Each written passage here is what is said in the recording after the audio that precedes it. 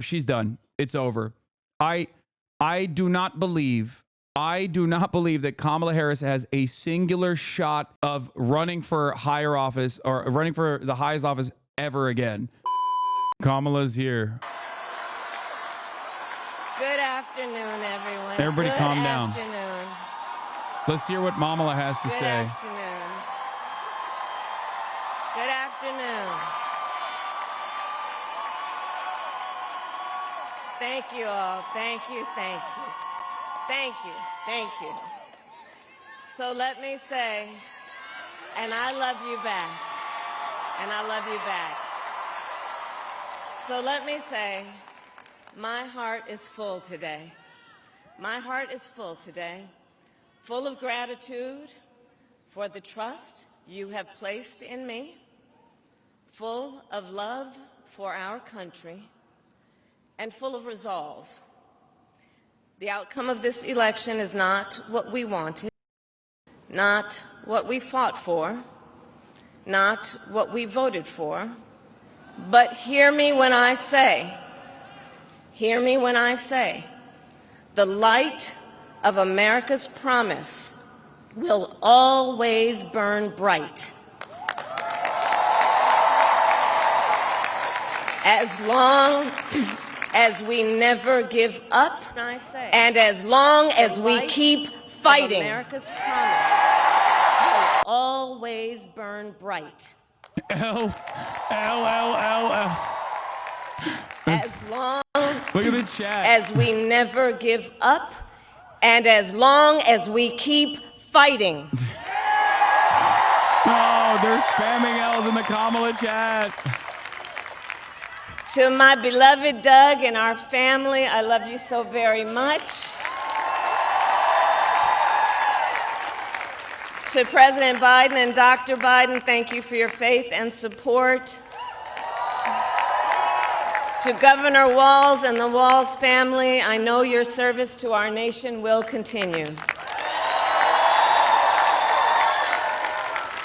And to my extraordinary team, to the volunteers who gave so much of themselves, to the poll workers and the local election officials, I thank you all. Why is she smiling? Look, I am so proud of the race we ran. You lost to an And the way we imbecile ran it. fascist. And the way we Stop ran it. smiling. Over the 107 days of this campaign, we have been intentional about building community and building coalitions, bringing people Guys, she's smiling together because there's from going to be so every many Republicans walk in the of life cabinet. and background, united by love of country with enthusiasm and joy in our fight for America's future. She wanted all the Republicans to be in the cabinet, and she got it. The knowledge that we all have so much more in common than what separates us. Now, I know folks are feeling and experiencing a range of emotions right now. I get it. But we must accept the results of this election. Earlier today, I spoke with President-elect Trump and congratulated him on his victory. I also told him that we will help him and his team with their transition, and that we will engage in a peaceful transfer of power.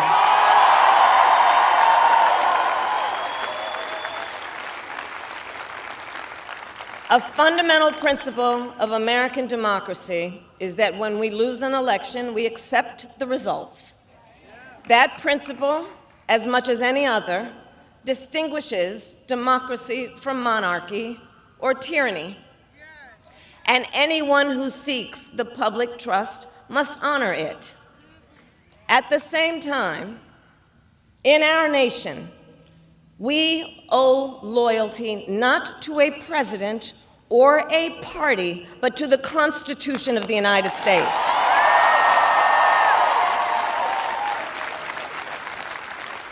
And loyalty to our conscience and to our God. My allegiance to all three is why I am here to say, While I concede this election, I do not concede the fight that fueled this campaign.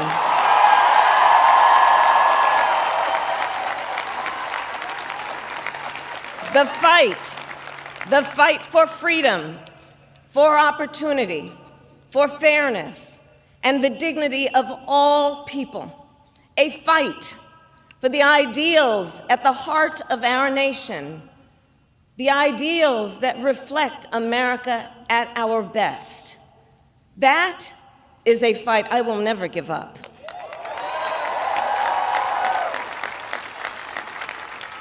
I will never give up the fight for a future where Americans can pursue their dreams, ambitions, and aspirations, where the women of America have the freedom to make decisions about their own body and not have their government telling them what to do.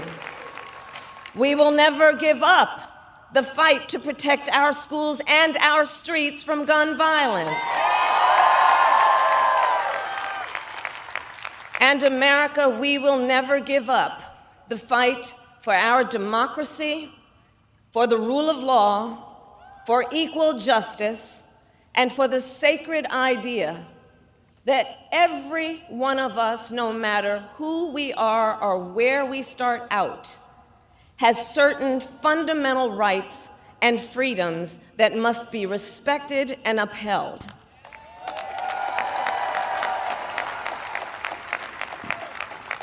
And we will continue to wage this fight in the voting booth, in the courts, and in the public square.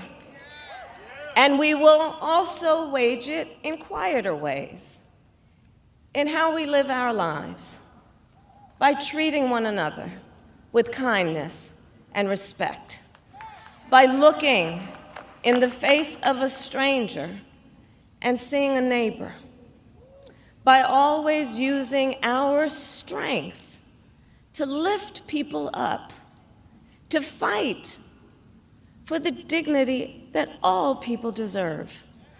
The fight for our freedom will take hard work, but like I always say, we like hard work. Hard work is good work. Hard work can be joyful work. And the fight for our country is always worth it. It is always worth it.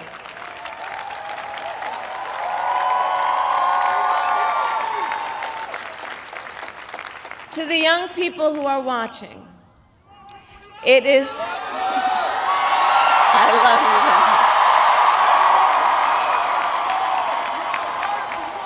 you. To the young people who are watching, it is okay to feel sad and disappointed, but please know it's going to be okay. On the campaign, I would often say, when we fight, we win. But here's the thing. Sometimes the fight takes a while. Thank you, for the 5 That doesn't mean we won't win. That doesn't mean we won't win. What are you talking about? Win what? The important thing is don't ever give up. Don't ever give up. Don't ever stop trying to make the world a better place. You have power. You have power.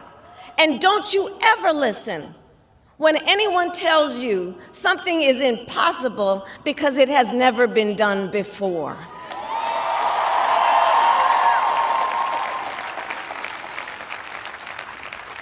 You have the capacity to do extraordinary good in the world. And so to everyone who is watching, do not despair.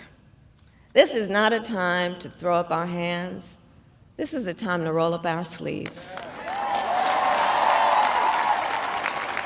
This is a time to organize, to mobilize, and to stay engaged for the sake of freedom and justice and the future that we all know we can build together. Look, many of you know I started out as a prosecutor, and throughout my career, I saw people at some of the worst times in their lives. Say it! People who had suffered great harm and great pain. And yet, found within themselves. Oh my God, please say Please the say it. strength Say it. and the Say courage that you are a small and the business resolve lover. I'm a small business. to You're a take small the business. to take a stand, to fight for justice, to fight for themselves, to fight for others. So let their courage be our inspiration. Let their determination be our charge. And I'll close with this. There's an adage an historian once called a law of history, true of every society across the ages. The adage is, only when it is dark enough can you see the stars. I know many people feel like we are entering a dark time, but for the benefit of us all, I hope that is not the case. But here's the thing, America, if it is, let us fill the sky with the light of a brilliant, brilliant billion of stars. The light of optimism, of faith, of truth, and service. Donald Trump said he's going to start mass deportations day one, by the way, as of this morning, according to Axios reporting. And may that work guide us, even in the face of setbacks, toward the extraordinary promise of the United States of America. I thank you all. May God bless you, and may God bless the United States of America. I thank you all.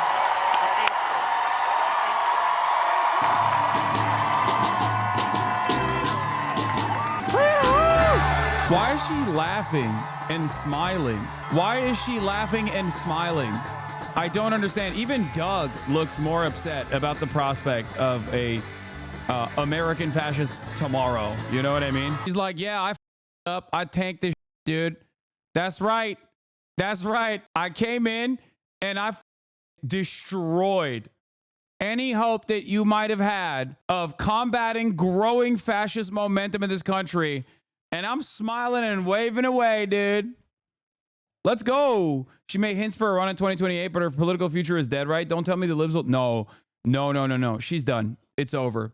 I do not believe that Kamala Harris has a singular shot in hell of running for higher office or running for the highest office ever again. Especially because Nancy Pelosi and many others in the establishment actually did not like her. They didn't. They were like, she sucks. We should do an open primary. I thought it was a mistake to do an open primary because I thought like she would at least have competent people around her to like, you know, message appropriately. I was wrong. I'm sorry, but what are you saying? You wanted her to cry or what? The f- do you mean? Demonstrate the appropriate emotion for the time, okay? For the times that are ahead. You just lost to Donald Trump. You just lost to a fascist like Donald Trump, who was already, he had lost once already. People didn't like him. He was a disliked person. And she's over here smiling and being like, yeah, that's right. Are we in imminent danger or not? Is Donald Trump a fascist or not? Can someone explain this to me? A brief history of presidential concessions. Trump has never explicitly conceded. The thing is, the Democratic Party's talent is so deep. The bench is deep, dude. There are a lot of guys like Timothy Waltz out there, okay? Tim Waltz is not the only guy. You got Gretchen Whitmer. You even have the likes of Big Boy Pritzker. You have a lot of people out there. You have Bashar, Hassan, shut the challenge. You're dumb. Let me guess. You're upset that I'm telling a woman that she shouldn't be smiling in this moment, right? That's what you're tracking. Is that what it is? Oh, never mind. Why'd people happy? Okay, you're just around. So there are a lot of people in the deck ready to go. People who could do populist leadership. The problem is, I think if the Democratic Party has populists that are popular, that they could actually present like a more radical, more progressive agenda that would be genuinely broadly popular and a game changer for many Americans. But Democrats also have the likes of Josh Shapiro and Pete Buttigieg. And I think the Democratic Party is going to recalculate and retriangulate and try to go back to the Pete Buttigieg in the talent pool, less than the likes of Gretchen Whitmer. That's what I foresee. They're going to go with the Newsom. Yeah, they're going to go with the Pete Buttigieg, Gavin Newsom, Shapiro route. Young, more vibrant, better communicators, certainly more charismatic than the likes of Kamala Harris, for example. But people who are still going to be seen as establishment shills with new packaging. We shall see what happens, because these next 4 years are going to be pretty important in hopefully changing the attitude within the Democratic Party, because this spectacular failure should at the very least wake up some people who still have some level of decency and some level of interest in preserving the future prospects of the American Democratic Party, maybe stopping American fascism. I don't know. It's kind of copium for sure. The party that comes up short with the voters of this country regroups, and she seemed to do everything in her power to push the fight to the groups that Joy is talking about, who very much chose her. Let's look at Bernie's statement. It should come as no great surprise that the Democratic Party, which has abandoned working class people, would find the working class has abandoned them. First, it was the white working class. Now it is Latino and black workers as well. While the Democratic leadership defends the status quo, the American people are angry and want change, and they're right. Today, while the very rich are doing phenomenally well, 60% of Americans live paycheck to paycheck, and we have more income and wealth inequality than ever before. Unbelievably, real inflation accounted for weekly wages for the average American worker are actually lower now than they were 50 years ago. Today, despite an explosion in technology and worker productivity, many young people will have a worse standard of living than their parents, and many of them worry that artificial intelligence and robotics will make a bad situation even worse. Today, despite spending far more per capita than other countries, we remain the only wealthy nation not to guarantee health care to all as a human right, and we pay, by far, the highest prices in the world for prescription drugs. We alone among major countries cannot even guarantee paid family and medical leave. We're the only one who can't do that. Today, despite strong opposition from a majority of Americans, we continue to spend billions funding the extremist Netanyahu government's all-out war against the Palestinian people, which has led to the horrific humanitarian disaster of mass malnutrition and the starvation of thousands of children. Will the big money interests and well-paid consultants who control the Democratic Party learn any real lessons from this disastrous campaign?